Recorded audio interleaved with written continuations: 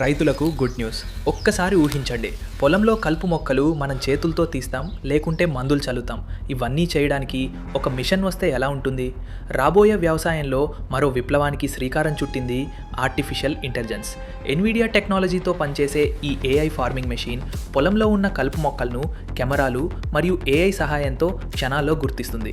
గుర్తించిన వెంటనే అత్యంత ఖచ్చితమైన లేజర్ కిరణాలతో ఆ కలుపు మొక్కలను మాత్రమే కాల్చివేస్తుంది. దీంతో రసాయన కలుపు మందులు వాడాల్సిన అవసరం తగ్గుతుంది. పంటకు హాని ఉండదు, నేల ఆరోగ్యం కాపాడబడుతుంది. అలాగే పర్యావరణ కాలుష్యం కూడా తగ్గుతుంది.